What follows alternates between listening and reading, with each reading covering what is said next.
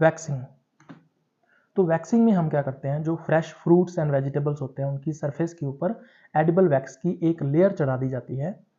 Waxing की अगर अपने बात करें तो फ्रूट्स एंड वेजिटेबल्स के अंदर ये जब उनका मैनेजमेंट एंड वैल्यू एडिशन किया जाता है तो उसमें पोस्ट हार्वेस्ट ट्रीटमेंट की फॉर्म में वैक्सिंग को यूज़ करते हैं।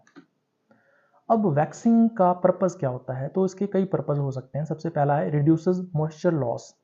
तो इवेपोरेशन की वजह से या ट्रांसपिरेशन की वजह से जो वाटर लॉस होता है उसकी वजह से जो फ्रूट्स या वेजिटेबल्स हैं वो श्रिंक हो सकते हैं। तो इस श्रिवलिंग को या वेट लॉस को, क्योंकि वाटर इवेपोरेट होगा तो वेट भी लॉस होगा फ्रूट का, तो उसको ये प्रिवेंट करने का काम करते हैं। दूसरा है इम्प्रूव्स शेल्फ लाइफ। अब जो वैक्सिंग है वो रेस्पिरेशन रेट को स्लो डाउन कर देती है और एजिंग का जो प्रोसेस है फ्रूट एंड वेजिटेबल्स के अंदर उसको ये स्लो डाउन कर देती है, जिससे जो फ्रूट एंड वेजिटेबल्स हैं वो लॉन्ग टाइम तक फ्रेश जो हैं वो बने रहते हैं। इस तरह से ये शेल्फ लाइफ को इम्प्रूव करती है।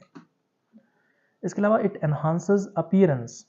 अब जब हम वैक्सिंग करते हैं किसी भी फ्रूट या वेजिटेबल के ऊपर तो शाइनी और अट्रैक्टिव लुक आ जाता है फ्रूट्स का, जिससे मार्केट वैल्यू जो है उसकी वो इंक्रीज हो जाती है, जिससे उसका जो प्राइस है उसका प्राइस बढ़ जाता है। नेक्स्ट है प्रोवाइड्स ए बैरियर। तो कोई भी माइक्रोब है जैसे बैक्टीरिया है या वायरस है या हम कह सकते हैं कि कोई फंगस है, तो वो अटैक करेगा किसी भी फ्रूट के ऊपर, लेकिन जो वैक्स है वो एक बैरियर की तरह काम करेगी। तो इस तरह से माइक्रोबियल अटैक से ये प्रोटेक्ट करने का काम करता है। इसके अलावा फिजिकल इंजरीज होती हैं जब ट्रांसपोर्ट किया जाता है फ्रूट्स एंड वेजिटेबल्स को, तो उस फिजिकल इंजरी से भी जो वैक्सिंग है वो प्रोटेक्ट करती है। कॉमनली वैक्स्ड जो प्रोड्यूस होते हैं उसमें अगर अपने बात करें तो जैसे एप्पल्स जो है इनकी वैक्सिंग की जाती है। इसके अलावा कुछ सिट्रस फ्रूट्स हैं जैसे ऑरेंजेस हैं, लेमन्स हैं, इनको वैक्स किया जाता है। इसके अलावा cucumbers, tomatoes and bell peppers जो हैं इनको भी वैक्स किया जाता है।